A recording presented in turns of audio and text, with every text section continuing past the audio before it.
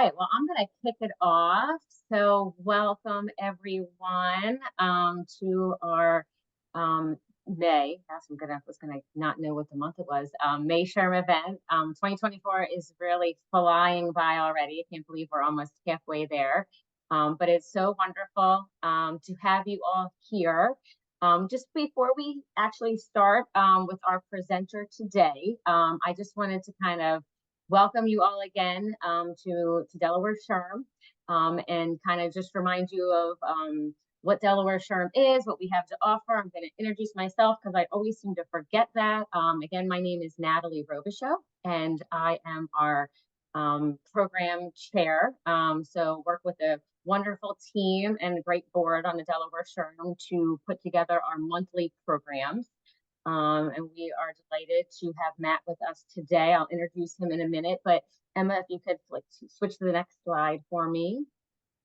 So just wanted to kind of just give you a reminder to all of our members and those we do have guests that always join that our mission at Delaware SHRM is to be the premier professional human resources association in the Delaware region. And we do that by providing professional development, networking, advocacy, and a time for us to share best practices. So we are virtual today, so not as much networking, but we do have other types of networking events coming up, as well as some other in-person program or even time for your, to ask questions today to our speaker and interact with each other. Next slide. So again, some of the values and the initiatives that we have at Delaware SHRM are education.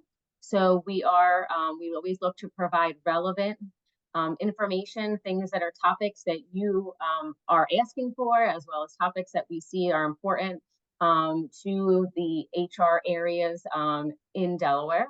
All of our programs are SHRM and HRCI accredited, so you can use that for the codes that you need to keep up with the certifications that you have through those organizations. We'd like to have some best practices and look for ways to address some different HR issues and help you out in those areas. And then we also want to bring awareness to HR and that profession and how important it is to be a partner with the businesses that we work with. Next slide. So just to give you some information about some of our upcoming events, and there's going to be a lot more on the calendar coming up. We actually have the year full, so just kind of waiting to get all that information up there, but we do have events for just about every month this year. So coming up next week, we do have our Delaware SHRM Book Club. Our May book is Unbiased by Stacey Gordon. In June, we have an amazing event coming up, just recently added to our calendar, is our HR Powerhouse Breakfast. We have some amazing presenters there. This is going to be Tuesday, June 4th from 8 to 12, and this is at the Hyatt Place Wilmington Waterfront. Please get on our website and look into that. It's really going to be a great networking event, lots of wonderful information for that event, and we hope to see you all there. In July, we will be having another virtual event. The summertime, we kind of like to keep them that way. Take the donut, how to go after what you want with Melissa.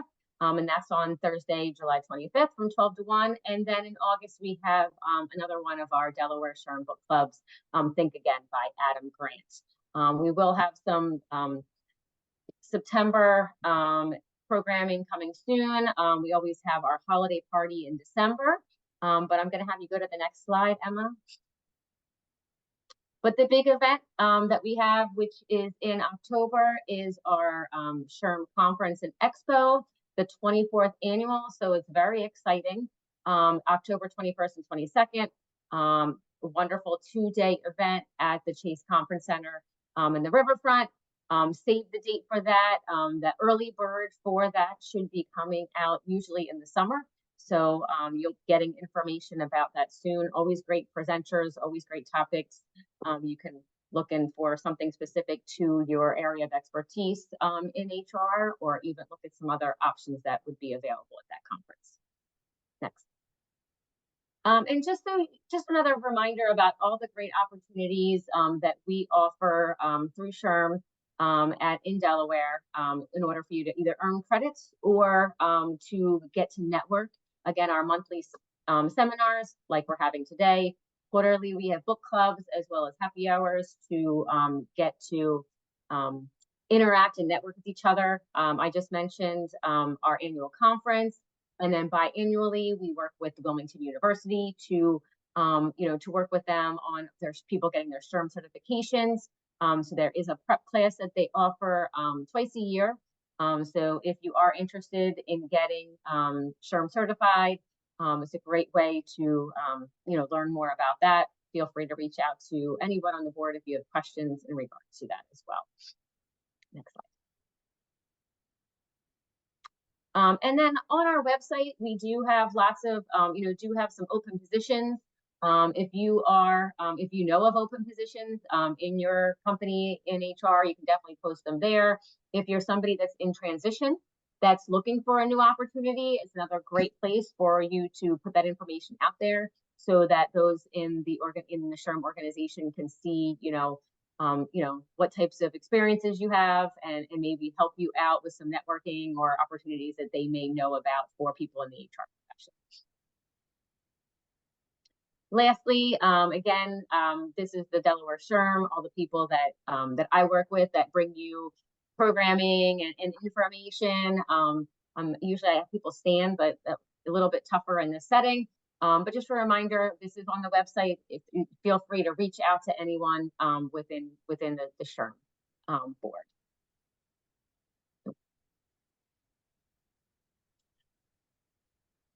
And without further ado, I do want to welcome Matt today.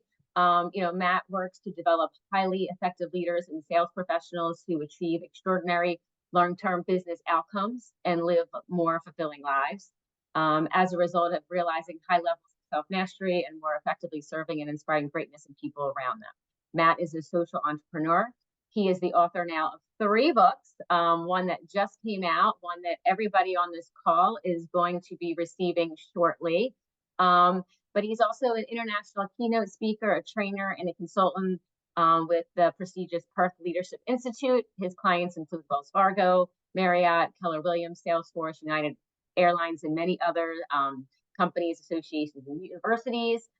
We are excited today to have Matt here today to talk about a simple, repeatable, scalable process for improving employee engagement and retention. So welcome, Matt. And yes, I'm so sorry, Kim. I ran right through everything and I have my notes, but I do want to congratulate and say good luck today to Michelle and Ann and Amy. They are being recognized this evening at the HR Person of the Year for Delaware. So they are being nominated. So we are excited for them and we wish them good luck and have fun tonight. So, but now I'm going to turn it over to Matt. Matt, thank you so much for joining us today. My pleasure. Thanks for having me, Natalie. And hello, everyone. Let's see. So just a quick logistical thing here that you'll notice sometimes the screen goes black. That's actually intentional. I do this at live events too. And this might give you some chance to interact a little bit where, if the screen's blank and you don't want to see a teeny tiny talking head, then you could make it so that the people are kind of what you're seeing most and pin the shot of the talking heads down there. And also you'll notice in the background is a nice canvas wrap that the publisher did of my book. And there might be I think a slide or two in the talk that just kind of references the book. And just want to remind you all that, I'm not trying to pitch the book. You all are going to get it for free. So, the intent is just to use it as a tool to remind us of what our job is as leaders. Well, a couple of years ago, actually, it's been many years ago now, I was having a conversation with a friend of mine whose name is Bob, and he is the CEO of a printing company. He's a very large bear of a fellow, kind of like this. So you definitely want to stay on Bob's good side, but he's also very friendly. He loves to talk about business, and he was telling me about some research that he had recently read on employee engagement. And he asked me, Matt, what time of day would you guess that most people book their vacations? And I had some contextual clues, right? I knew that he was talking about employee engagement. So I said, well, Bob, I would guess most people book their vacations while they're on their lunch breaks because they're thinking about getting away from work. And Bob said, well, you're close, but it's worse than that. Most people actually book their vacations while they're on the clock or otherwise on company time. And I thought, man, I can't believe people would do that. And Bob said, well, that's nothing. Apparently, people do very little work while they're at work. He asked me, in an 8-hour day, on average, how many hours of actual work do you think people are doing? And I'm going to pause here for a second and just give you, maybe you can chat in. Don't let this be a reflection of your team, but just what do you think is the average worker? How many hours of actual work are they doing in an 8-hour workday? See if anyone wants to venture a guess. 6. All right. 5. I see. 4. It's going down with. Yes. So Bob said that the answer is 2, that the average person is doing just a little bit over 2 hours of actual work during an 8-hour workday. And I found this a little bit hard to believe. So I did a little research to find out what the heck are people doing with the other 6 hours of the day. And as it turns out, sleeping is a pretty popular activity, often like this, drooling on your computer. Also very popular, especially with people who have a little bit of tech savvy, is making funny images with Photoshop, like this one. I think the answer to that question is a clear yes. Or this one.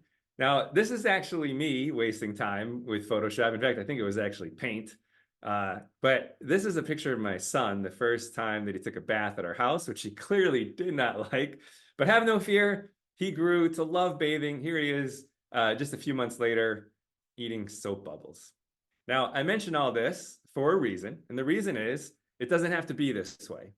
As leaders, whether we're a leader of a team, whether we're a leader in our household, whether you're a leader because you're in an HR function, we can create and sustain team cultures that attract and retain very talented people, and most importantly, ensure that those people are fully engaged while they're on our teams. And I believe that this is the most important thing we can do as leaders. I think there's good evidence to suggest that. I'm not sure why it went that way. Sorry here. I happen to do this with a mouse scroller, so it's super precise. There's tons of research that would suggest that employee engagement is probably the best predictor of business success. And as I'm sure many of you are aware, Gallup has done a lot of this research, and they found that organizations that are in the top 25% of employee engagement have 18% higher sales and are 23% more profitable than those in the bottom 25%. And this is not, I think everyone in HR is aware of this. Most operational leaders are aware of this. We know what an important priority employee engagement is, and yet it tends to be, it remains this mystery. In fact, I think employee engagement is, if not the most, it's one of the greatest mysteries in business. Here's what I mean by that. So Gallup started measuring employee engagement a little over 20 years ago. And when they first started, they discovered that about 1 out of 3 employees were engaged at work on average in the United States. Over the last 20 years, we have invested literally hundreds of billions of dollars on surveys, engagement surveys, leadership development, and the like, in an effort to try to improve employee engagement. How much progress do you think we've made over the last 20 years with this incredible combination of, oh, and by the way, we know exactly what drives employee engagement. There's decades of research telling us exactly what drives employee engagement. So in the last 20 years, how much progress do you think we've made? I think it's a rhetorical question, right? I'm sure most of you know. 0. Statistically speaking, we have made 0 progress. The last numbers published by Gallup, 1 out of 3 people, in fact, just slightly fewer than 1 out of 3, 32% of people are engaged at work on average in the United States. So this, of course, raises the question, how on earth could this possibly be? How is it that we could know exactly what drives employee engagement, invest in a tremendous amount of time and money in trying to improve employee engagement, and yet see no progress in 20 years?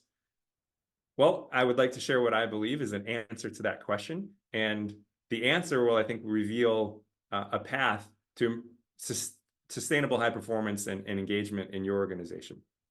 Now, this all starts with a very simple shift in our approach to how we lead. And so this can apply to you as a leader, again, whether at work or away from work, or just as an HR professional. And it can certainly apply to the managers in your organization. So this some things you can share with them. Now, this shift in our approach, I would love to tell you I discovered this as a result of leading a Fortune 500 company or as part of an Ivy League education at Harvard or something like that, but that's not how it happened. I discovered the power of this shift principally as the result of the greatest failure of my life. So about a little over 20 years ago, I guess it's about 24 years ago now, I was a few years out of college and I wanted to make a huge impact, and I got impatient and I took a shortcut to success, and I attempted a fraud against the US government. And as the result of doing several dishonest things and being very stupid, I ended up spending 5.5 years confined to prison. And during the first year of my time in confinement, I spent most of that time, about 22 hours per day, in a cell that looked almost exactly like this. So I was in essentially what was solitary confinement. Now, as you would guess, this was the worst experience of my life by far. I went through every negative emotion that you could possibly imagine, but it was mostly anger directed at myself for being so stupid, and for, at the time, I thought I had thrown my whole life away. And there was a period of time where I was so angry, in fact, a good couple of weeks, where I had almost continuous thoughts of suicide running through my mind. But very fortunately for me, about a year into my time in confinement, I started learning about this very simple practice called mindfulness. And it helped transform this experience of being confined into perhaps the best experience of my life, at least up to that point in my life. So what happened was, for those of you who have not heard of mindfulness, it's just a simple way of training the mind so that we're not constrained by our thinking. We can be free from our thinking. And it's not complex. It's not easy to do, but it's not complex. And so I started going at it 100%. I had a lot of time on my hands. And after about 6 months of training, I noticed that I was thriving in one of the most stressful environments in the world. In fact, I was happier in a prison with nothing than I'd ever been in my entire life. And so this inspired me to go as deep as I could with the practice. I had been learning principally from monks, so I decided to just transform the prison into my own monastery. And I spent the last 3.5 years of my time living there. I lived and trained exactly as monks live and train. So living a very simple life, practicing a lot of mindfulness.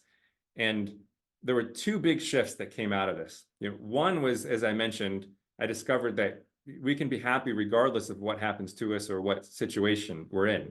Happiness is something that's trainable. But I also realized, the core of the monastic ideal is about giving up our own short-term self-interest so that we can be of better service to others. And this transformed this ideal of giving up my own short-term interests so I could be of service to others, transform my experience of being confined into the most meaningful experience of my life up to that point. So I ended up, when I left, I almost ordained to become a monk for the rest of my life. And in fact, I had told the monks that I wanted to ordain when I went and lived in a real monastery, trained with them. And then I realized, I think I can be of greater service out here in the real world, living as you all do. So wanting to be of service, though, I started looking for ways that I could make an impact. And my first thought was to just do some volunteer work where I figured things out. So I went and lived in Mexico for almost a year, and I volunteered at a shelter for underprivileged kids. And as you can see in the background, it's pretty close to being like a prison. And then during when I returned to the United States, I founded my first nonprofit, and it was called the main program that we ran was called the Ultimate Warrior Program. So we were working with underprivileged youth who were in neighborhoods where there was a good chance they were going to be pushed into gang activity, and trying to give them a healthy outlet. So we were teaching mixed martial arts. They got to learn Brazilian jiu-jitsu and kickboxing, but they also learned how to train their minds. And the core idea of the program is that the ultimate warrior is not the one who masters their fists. The ultimate warrior is the one who masters their mind. And the kids loved it. And we also taught them to love burritos, as you can see here. Very important, right? You gotta have nutrition. But this led to being invited to be initially the instructor for Kids Kicking Cancer, which is the Florida chapter of a now international nonprofit called Kids Kicking Cancer. And I was very quickly, I'm sorry, did somebody have a question? Oh, okay. They just weren't muted. So that I very quickly moved from not only teaching classes to essentially running the program as the director, hiring staff, building a board of directors. And what this program was very similar, where we're working with youth, teaching them mindfulness through the martial arts, but it's a very different population. These young heroes are all dealing with very challenging diagnoses like sickle cell anemia, cystic fibrosis, and cancer. All three of these young heroes were battling cancer. And we taught them that they can actually lower their own pain levels by tapping into their own inner power using the secrets of the martial arts. And these young heroes could lower their own pain from a 9 out of 10 on a pain scale down to a 2 or a 3 in a matter of minutes on their own. So it's very empowering for them. And it was while I was running, as I moved into more of a leadership position with Kids Kicking Cancer, and I was noticing this impact of applying that spirit of service toward the volunteers and the staff that we hired, what an impact it seemed to have on engagement. And so I started to get asked to do some leadership consulting and a couple trainings, and one thing led to another. And before you know it, I was doing a lot of training, keynote speaking, and writing books. And when I first started this, I did a lot of research I wanted to make a very strong case that if we apply this spirit of service, taking very good care of team members, that's really good for business. And I found example after example after example of organizations that demonstrate that, especially over the long term, this arguably is the best way to lead any team or to lead any organization. And my favorite example as a case study is a little company you've probably heard of called Southwest Airlines. Now, one thing that makes Southwest very interesting, they were one of the first companies to state to the public that their shareholders are not their top priority. In fact, we customers are not their top priority.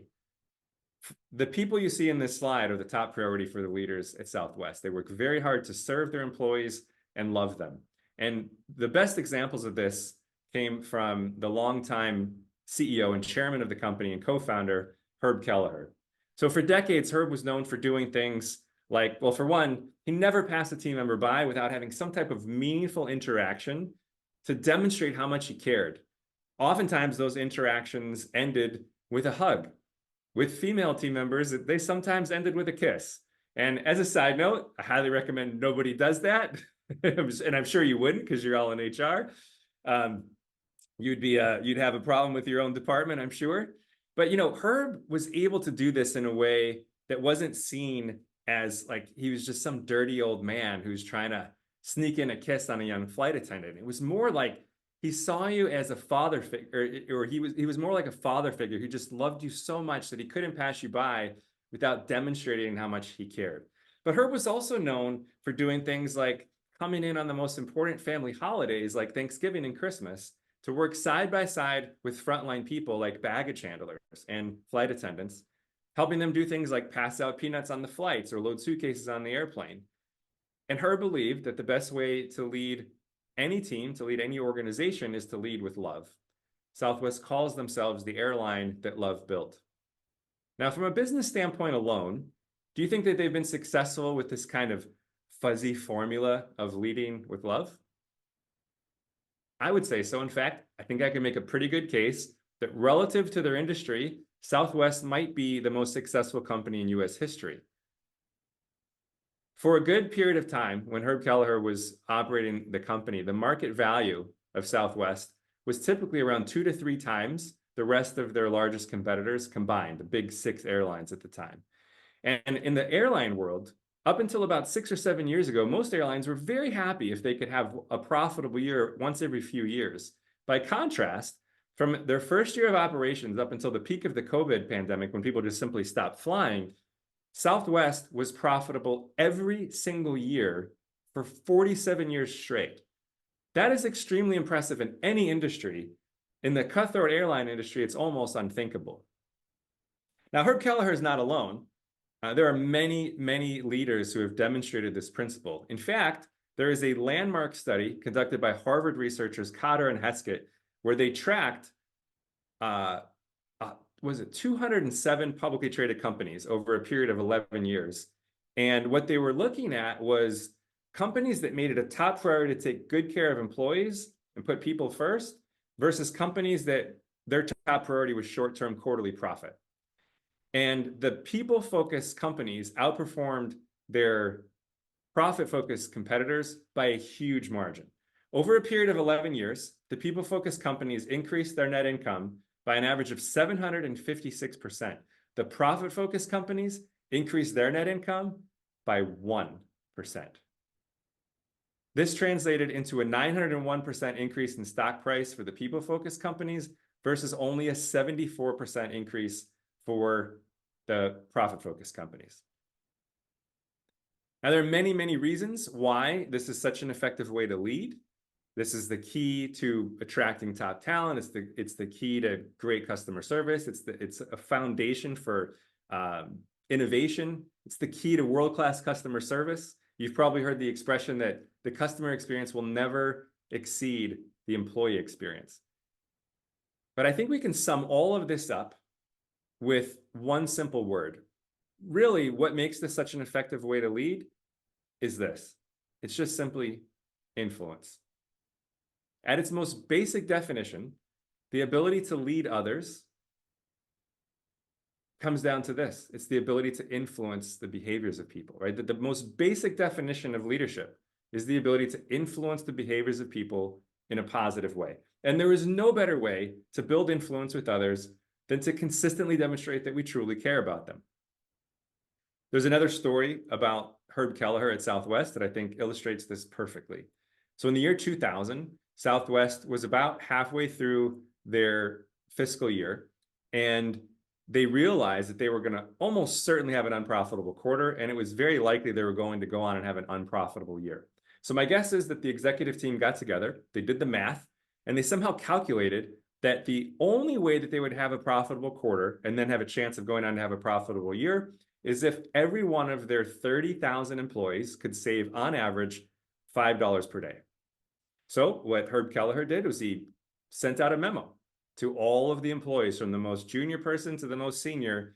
And it was pretty simple. It was just read something like, "Dear friends, we've had a great run of 30 consecutive years of profitability, but it looks like we might not make it this time. And the only way that we could is if each one of you could find a way to save $5 per day. Would you please try to do that?" Nothing really special about this memo, except for the way he signed it. He signed it, "Love, Herb." And it's special because he actually meant it. And every one of those employees at Southwest knew that he meant it. They remembered him for decades, never passing a team member by without showing how much he cared about them. They remembered him for decades, coming in on the most important family holidays like Thanksgiving and Christmas to work side by side with them.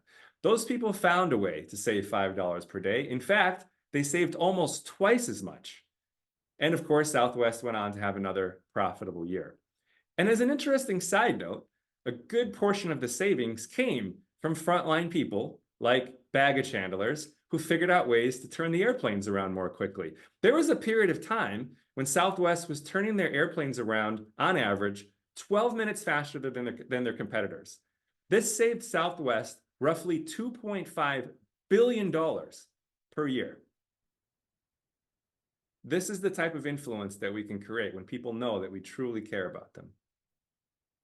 Now, of course, the real question is, how do we do this? Right? And how do we help the managers in our organizations to do this? Everyone on this call wants to lead in this way, right? None of you woke up this morning and said, "I know how I'm going to lead. I'm going to be a jerk. And I'm going to go kick people in the shin until they do what I tell them to do." And I'm sure none of your managers woke up and said that. So the real question is, how do we do this? Because it's much easier said than done. And after almost a decade of doing leadership development work, I was really reflecting on this because I noticed I wasn't making as much of an impact as I would like to make. I wanted to offer tools that would create more consistent behavior change or more lasting behavior change and truly create transformation in an organization, because that's what drives me, it is making a bigger impact. And about maybe 3.5 years ago, while I was researching employee engagement survey practices, I stumbled upon something pretty interesting. You might remember from the beginning, I had mentioned that employee engagement hasn't improved in 20 years. And it was while I was researching, and this is despite knowing what drives engagement, investing hundreds of billions of dollars trying to solve it.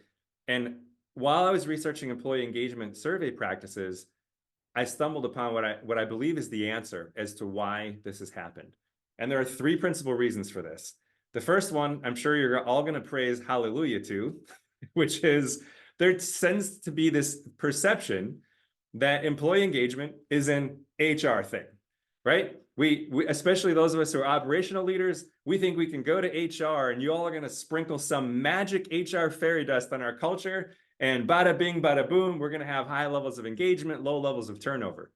Now, as important as HR professionals are, they're essential partners in this process. The reason this idea is so problematic is that, as I'm sure many of you are aware, the research is very clear on this. At least 70% of engagement and retention is driven by direct managers. It's their job to be reducing turnover and increasing engagement, not yours as HR professionals.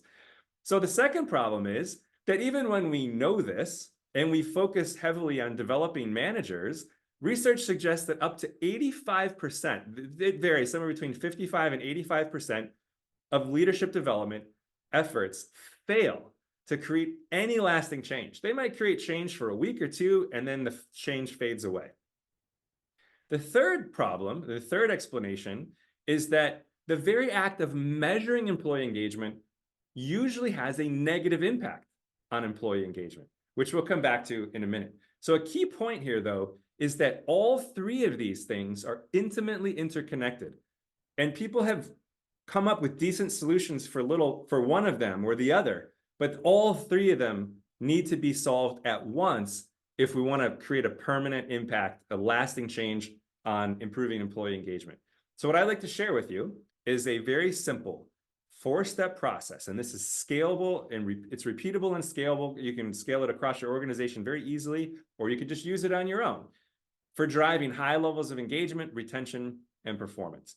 The first step is that leaders, regardless of how you define them, this could be you if you want to do this on your own, is that we need to be frequently reminded of our true job, because we forget. And the true job of a leader is very simple.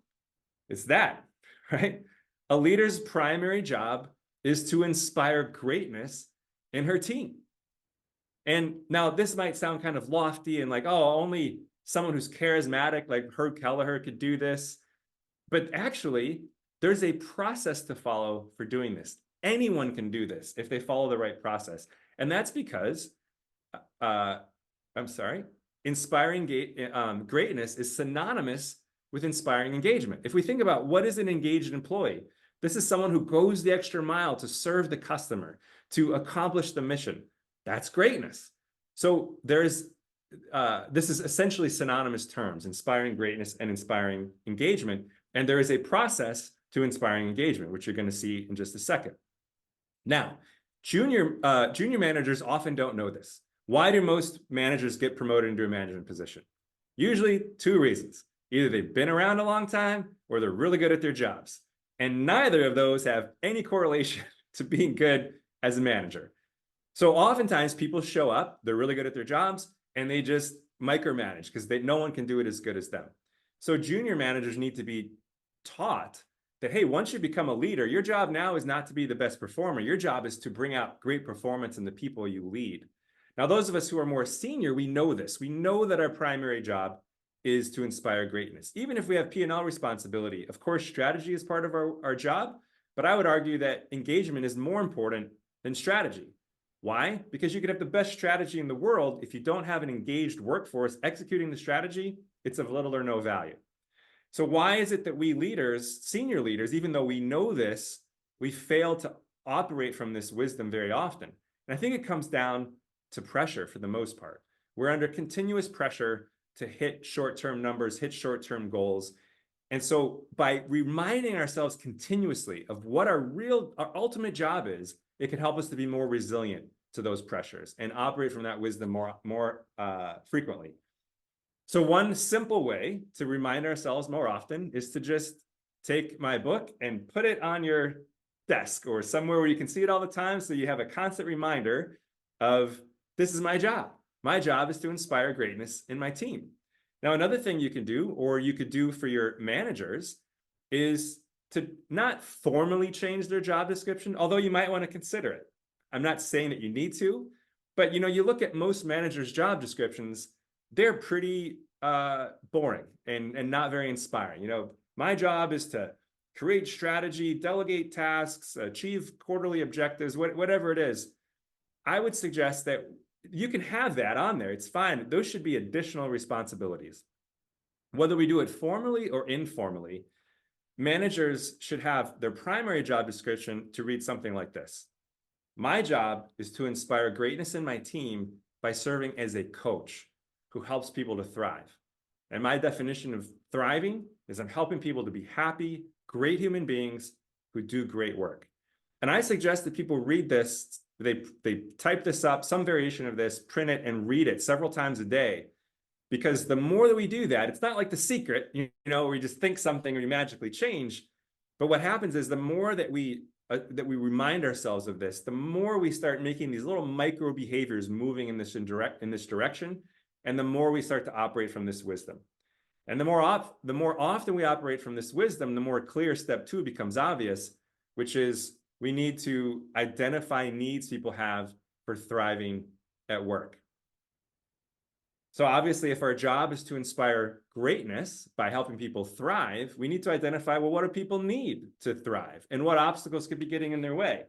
Now, often when I mention identifying needs people have for work, the first thought that comes to mind is, oh, we need more perks. Like, let's have ice cream socials on Fridays, or let's have a foosball table in the office.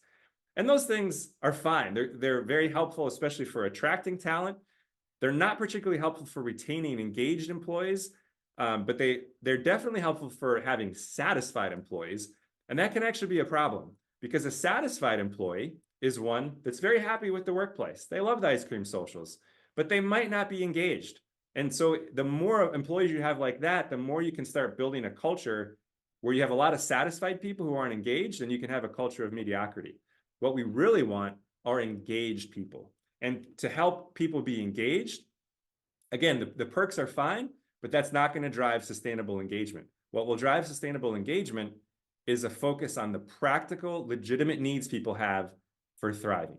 And very luckily, as I mentioned several times already, for us, we have decades of research telling us what people need. And research by Gallup and others have identified 14 needs that are essentially universal, meaning almost every person in every type of culture around the world needs these things to thrive. They include very simple things like feeling appreciated, having clear performance expectations, receiving frequent helpful feedback. And organizations, we know through decades of research, where leaders are consistently meeting these 14 universal needs, they have very high levels of engagement, low levels of turnover. In organizations where leaders are failing to meet these needs, you have the opposite. You have low levels of engagement and high levels of turnover. Now, very fortunately for us, excellence.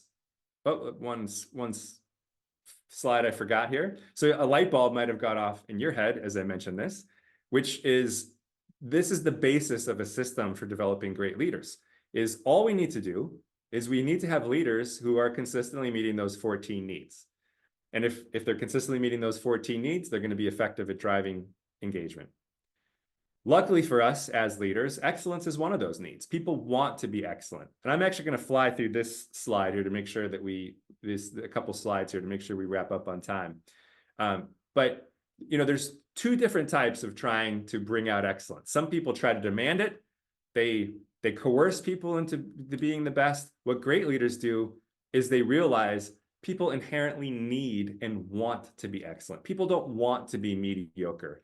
They may act as though they do, but anyone who's consistently mediocre, they're not feeling good about themselves.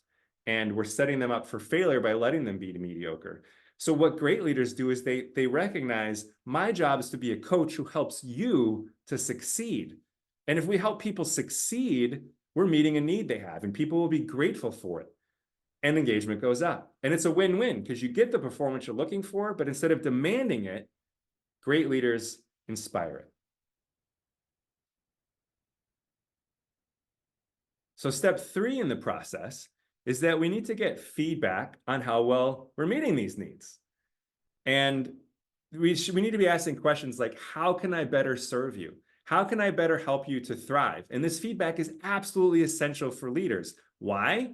Because we all have blind spots. And many of us have a good number of blind spots.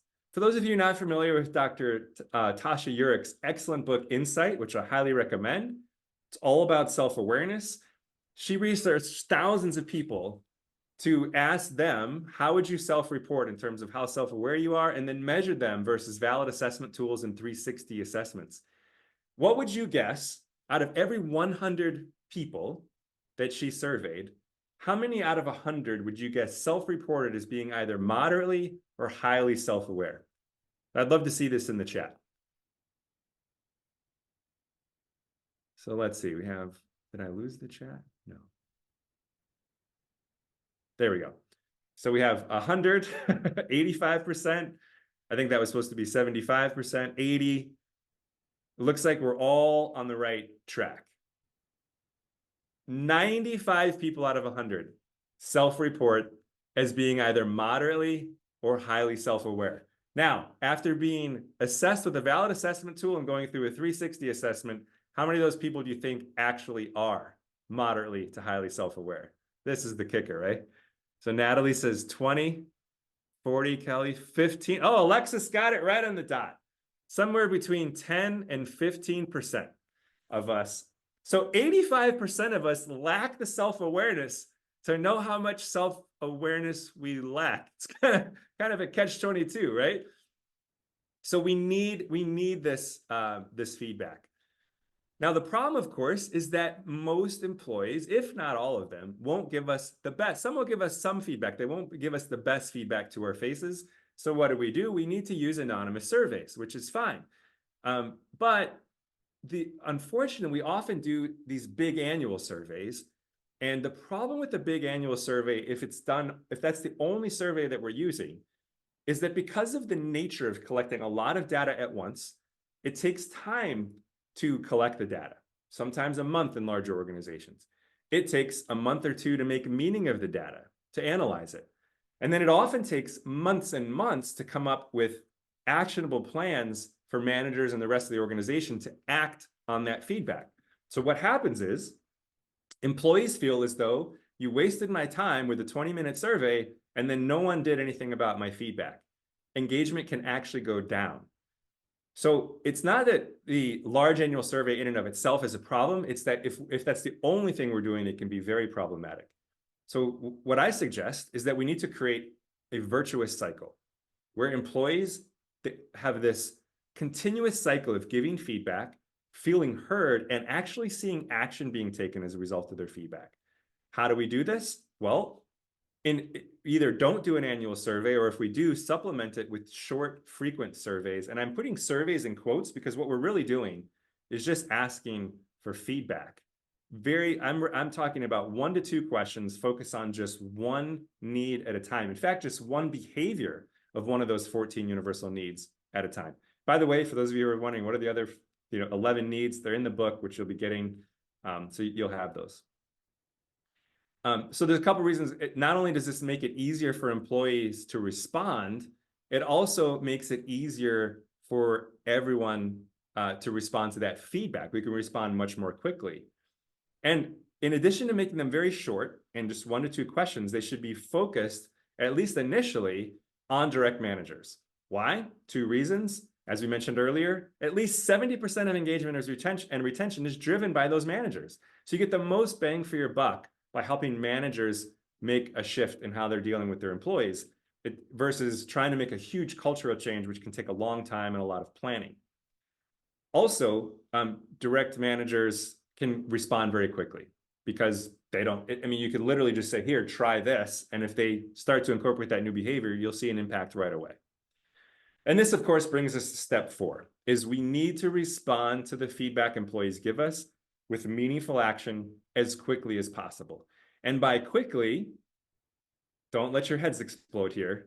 I'm recommending under 5 business days.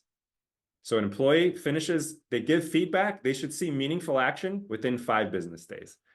And you're probably thinking, wait a second, how on earth do you do that? Good news, there is a hack for this. All we need to do is have a brief video training or a plan. It could even just be text or a book or a coaching, whatever it is. have a plan ready to go for how you're going to help a manager improve in an area that we know we need to measure, and we know we can, one of these 14 needs, before the survey goes out. So that way, when a survey goes out, employees give their feedback, and right away, when the managers receive that feedback, it can be synchronized with some type of new action they can do to grow in that area, even if they're doing well. And with this simple hack, you can, in fact, respond to feedback with very meaningful action in a matter of a few business days. Now, this is extremely powerful for several reasons. One is it makes leadership development as a whole much more effective. Why? A couple of reasons. First is that the training or the leadership development is tied to feedback. As we mentioned earlier, most of us have gaps. If we say, hey, we're going to do a training on how to show frequent appreciation, people are going to say, I don't need that. I'm God's gift to appreciation, right? Because we all think we're good at everything. That's kind of 85% of us, right? Don't realize our gaps. So what if that same manager just got feedback from their team saying, actually, on a Likert scale from 0 to 6, you're a 3.2. And they say, holy cow, I thought I was good. Maybe I do need some training. So they're going to be more open to the training. Second, oops, sorry, this thing keeps going the wrong direction. I apologize for that. The second reason, so part B of this, how this makes leadership development more effective, is that it helps create lasting behavior change. If, let's say, I was coaching Natalie on how to shoot free throws. She wants to get better at free throws. And I said, Natalie, why don't you take a couple shots and let me see? And then I talked to her for 20 minutes telling her, Natalie, you got to fix this, you got to fix that. Here's 15 things you got to fix. And I say, all right, Natalie, go ahead, have at it, have a great day. I hope I was helpful. How helpful do you think that's going to be? Not very, right? So what if I said to Natalie, hey, Natalie, it looks like when you're shooting, your elbow's kind of flaring out. What I'd like to see is your elbow right underneath your hand. So I want you to take 20 shots like that. Tell me how it feels. She says, it feels awesome. It's going straight. I'm making more shots. Great. Let's take 25 more shots and get that into muscle memory before we move on to the second thing. How helpful is that going to be? It's probably going to stick. This is what I suggest we do with leadership development. Instead of doing a full day of training, and I'm sure you've all seen this, people are super excited. You ask them, how was the training? 99 out of 100. It was awesome. I took pages of notes. And then they get back to the office on Monday and nothing happens. Why? Because it's all information transfer and no practice. Kind of like the first time I coached Natalie, it was all information transfer. I just gave her a bunch of information. The second one was I gave her a tiny bit of information and I let her practice. That's what I recommend we do with leadership development. We use little micro trainings, 5 to 10 minutes, paired with feedback. It can make a huge difference. The second reason why this is so powerful is that it allows employees to see action being taken on their feedback in a matter of days. And I cannot tell you, this is this virtuous cycle we're talking about, where you're giving feedback, feeling heard, seeing action. Every time this cycle happens, what do you think is growing in your organization?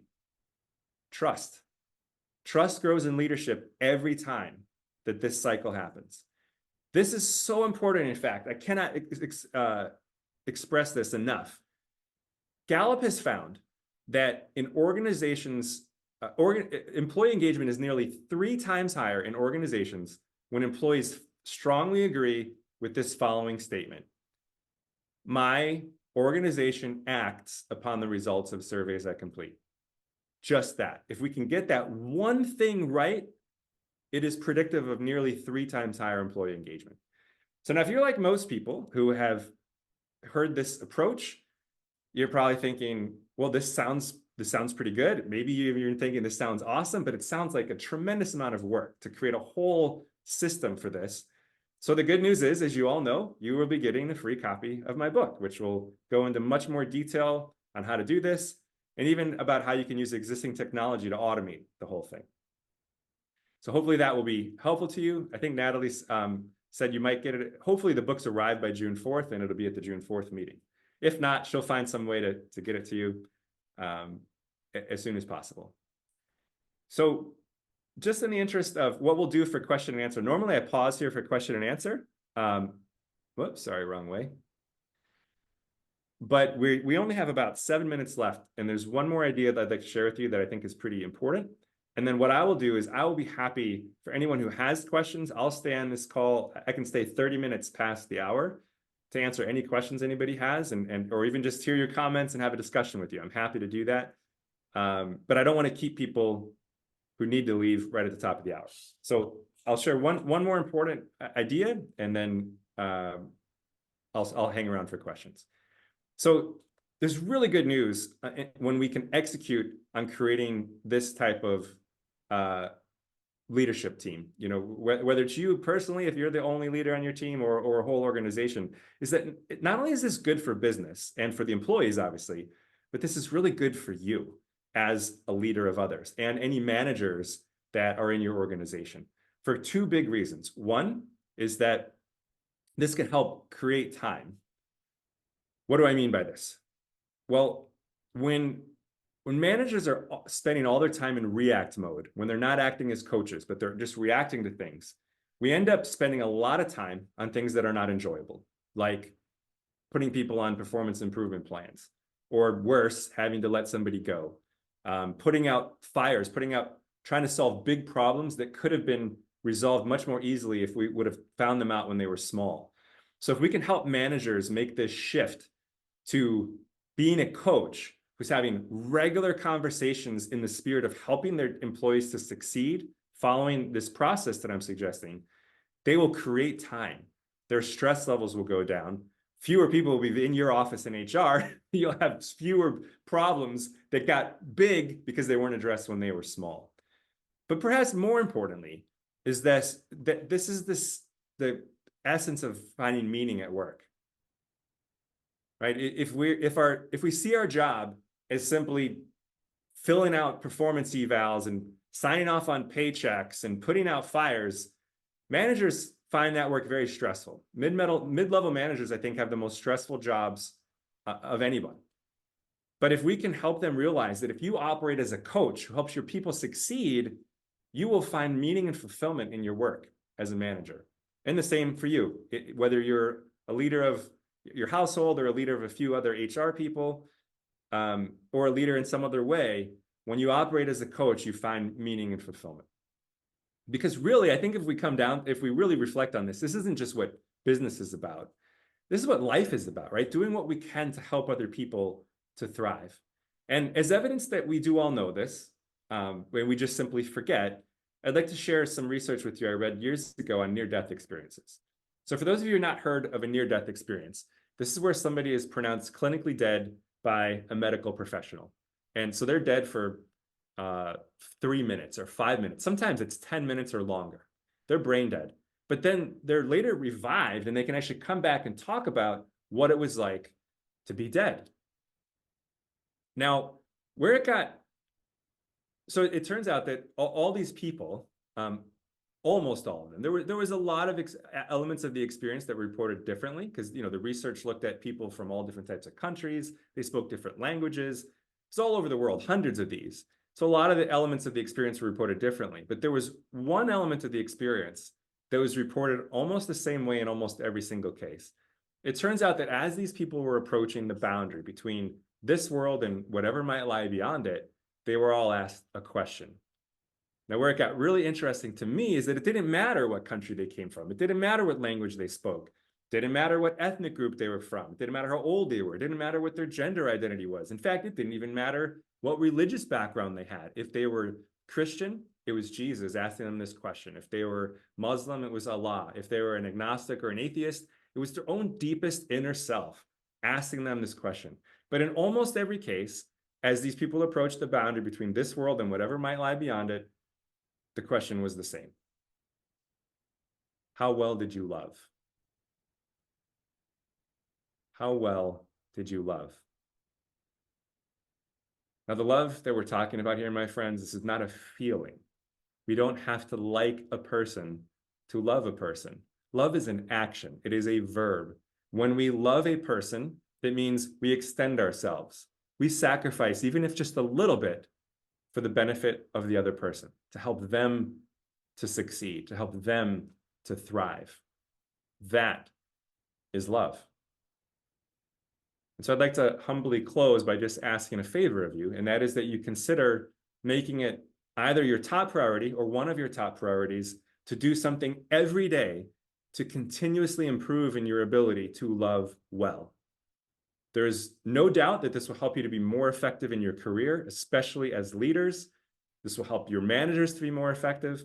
And this may just be the most important thing that you do in your entire life. Well, thank you very much. I think we have about 2 minutes to spare here.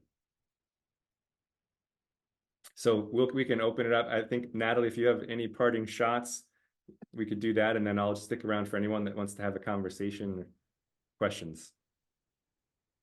I just wanted to say thank you so much to Matt. We will hold on here for a little while. I did put, Emma, could you put my last slide back up again real quick? Because I'm assuming Matt would be okay with just faces and not his.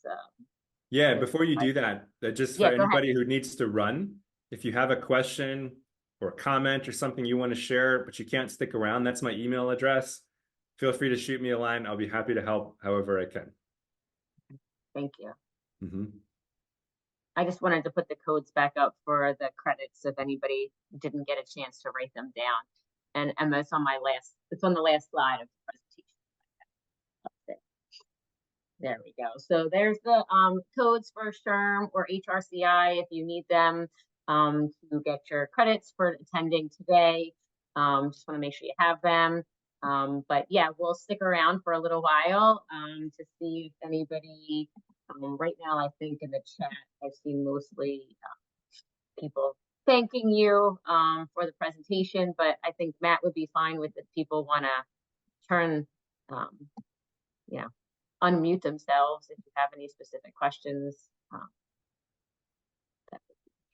Yeah, for sure. If everyone just wants to unmute, maybe it would be good to just chat in if you have a question first. I'll keep an eye on the chat now that I'm not presenting. Okay. Just so we don't have people talking over each other. And so when I see, like, just put in, I have a question, and then I'll just say, okay, great. Will you please unmute? And we'll just kind of try to go in order, which I haven't seen any yet. I've seen a lot of very flattering comments. So thank you for all the comments. And for those who have said thank you, you're very welcome. As you probably guessed, I really enjoy doing this. So it's my pleasure.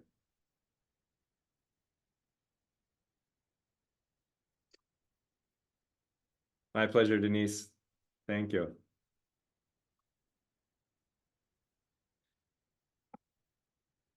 Maybe we can give people just a minute or two to think. Sometimes people need a moment to think before they ask the question. And if nobody has any, we can all sign off.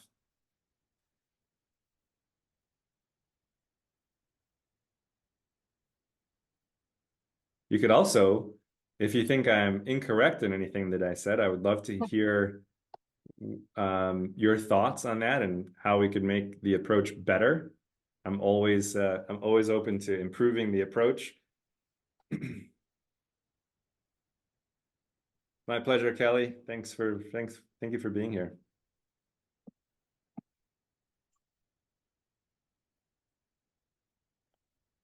All right. Well, I don't see any questions. Kathy, There's one. How do we get a copy of the book? Yeah.